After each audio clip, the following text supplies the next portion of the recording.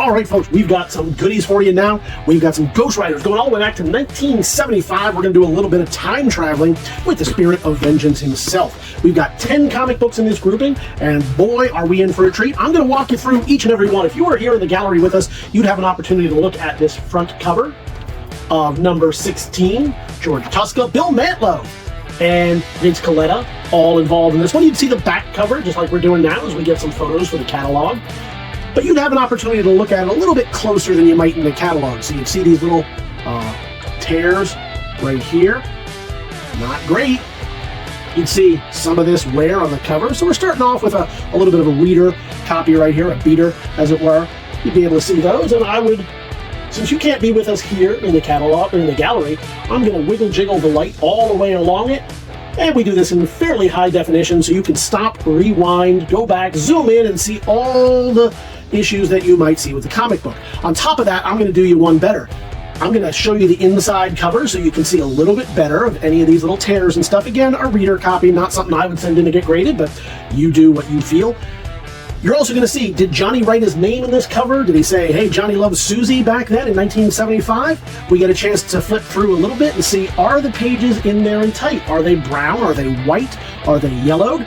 Does it have its Marvel value stamp, or has it been removed? In this case, boom, there it is. I left my note for myself.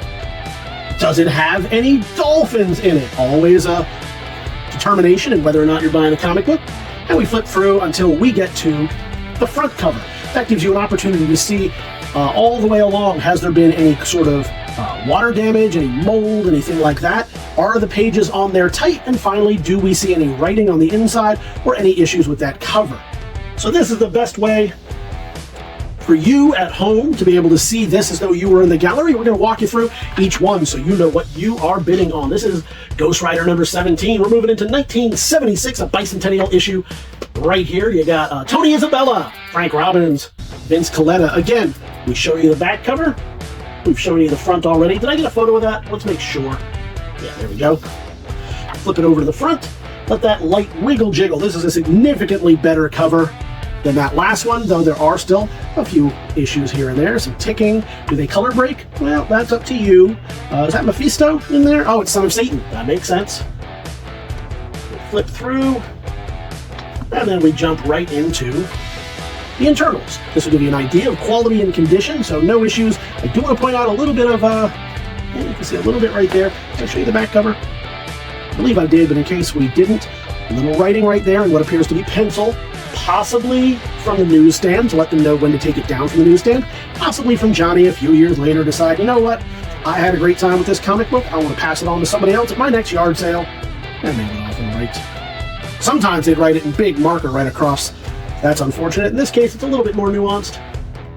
You can see right here that they're writing it just on the back cover. We're moving on to number 18 right here.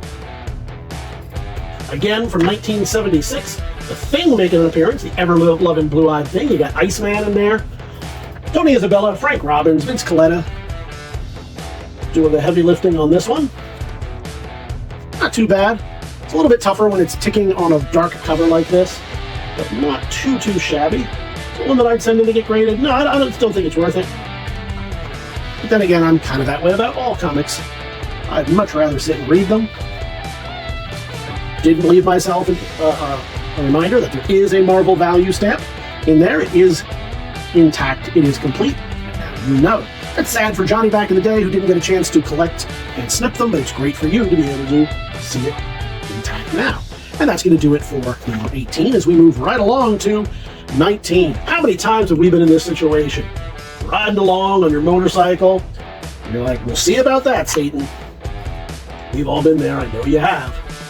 We're going to show you the back cover first because I'm already there. So we'll show you that wiggle jiggle, let that light get all over it, show you the nooks and crannies. You can't hide nothing in there. And then we'll show you that front cover, same idea. Yep, some ticking along that spine as you might expect. Some more Son of Satan in this. You got Karen Page making some early appearances. And we'll show you the back cover. As well as we'll just flip through very quickly. It felt like I left myself a note there for a Marvel value stamp, so we'll go through a little bit more. Nope, maybe I did not. Is this a Marvel value issue? I'm not sure.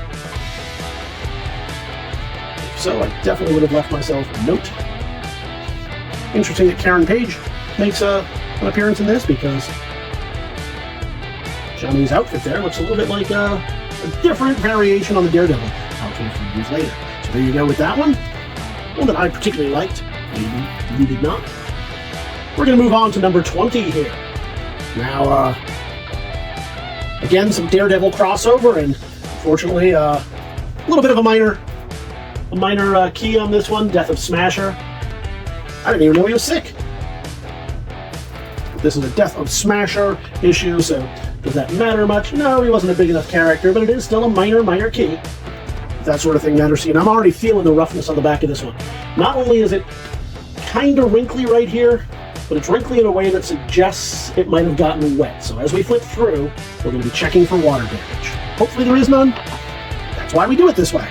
So we'll show you the back cover here. No issues on either one of those. Yeah, it doesn't look like it. So it looks like perhaps this just got wet or damp.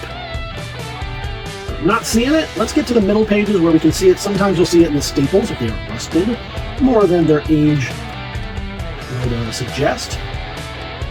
No, I'm not seeing it there. So I think you lucked out in getting one that maybe isn't one. Well, that'll still press out pretty nicely, I think.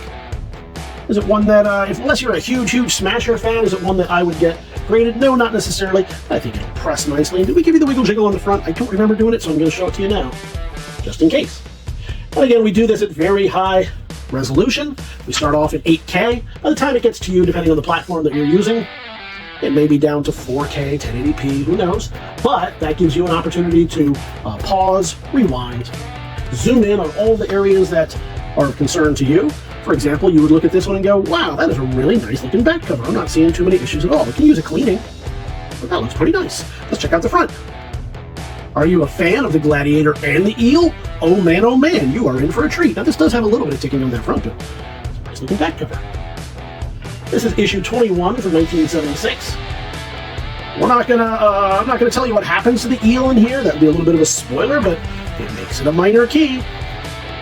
B flat major. No, not major. B flat minor. That makes sense. All right, we'll flip through there. Hopefully I didn't spoil it there. Hopefully it didn't show you the panel of the outcome with the Eel. Looking for any Marvel value stamps. I think we've moved.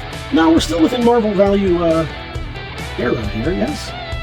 I'm not seeing any, and I'm not seeing any cutouts. So all around, pretty good. So there you see it. I'll show you the inside here. A little bit of roughness right here on the inside cover, but all around, that's a good one right there. And remember, you're going to be getting all 10. So if 1 or 2 aren't to your satisfaction, remember, you're getting all the books that you see right there. So you're still in for some value. This is number 23. 1977, origin and first appearance of Aqueduct, not to be confused with Aqualung. I would read the heck out of that comic book. All right, so you can see right here we've got some issues, let's get the light on it. You can see those pretty heavy creases. I think that they would probably be considered a color break along there. I'm going to get some shots from the catalog just so you're aware. We'll flip it over and we'll do the same on here. The Wrath of the Water Wizard. This is a Don Heck issue. Heck yeah! We've also got Don Newton. X-Men making some appearances. And you can see the inside front cover. We'll flip through it very quickly, just to give you an idea of quality and condition of the pages. Make sure nothing's out of the ordinary. Oh boy, it's 1977 here. So that movie would have been out for a little while already. It's nearing the end date of this ad, if I'm not mistaken. And look at the cover here. Stuff that did not come through on the front, but you can see it's a little bit more ragged along the edge than I'd like. However, that's why we do this, so that you can see every nook and cranny. And we're moving right along to Ghost Rider number 24. Jim Shooter on this one. Again, Don Heck, Dan Green. Water Wizard is coming back. Do a little bit of, there we go, now it's fine. Yeah, some normal ticking.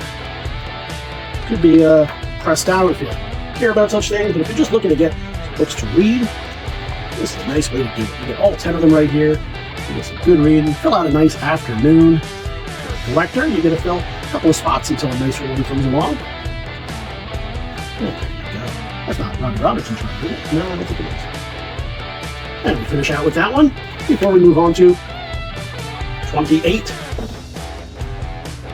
We've got some orb showing up in this one. Let's get the back pictures. There we go. We'll give it a little old wiggle jiggle.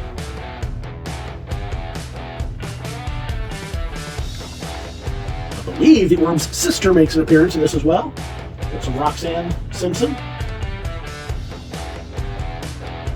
I'm sorry, what am I talking about? Drake Shannon is the orb, not Drake Simpson. Been drinking all day.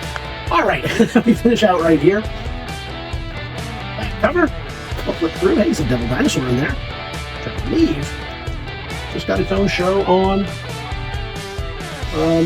Disney Plus, if I'm not mistaken, a kid show. On a little cartoon. Like that sort of thing. And we finish it out with number 30, 1978. We get one more shot of the front here. We get a couple of shots of the back before we give it the wiggle jiggle. Second cameo appearance of Bounty Hunter, Clea. Does that matter to you? No, I'm sure it does not. But it makes it, again, a little minor key. So a couple of minor keys in this grouping. Nothing really to write home about. We're not talking about Hulk 181 here, but we're talking some nice books if you really love. Oh, look, you got some Sorcerer Supreme action going on there. So some fun little stories. Some Dormammu. Finish it up right there. Again, you see no issues with the front cover, and that's going to do it for this. Remember, you're going to get all 10 comics all in one lot, all for one money, and all you have to do is head on over to the Big Toy Auction where you can see these and all the other goodies we've got for you this and every month. I'm going to let you be able to, we're going to use this photo at the end, so I'm going to show you all the numbers showing so you know exactly what you're getting in the lot. You can leave those pre-bids right now or join us live on auction day, whichever way you choose to do it. We look forward to seeing you at the auction.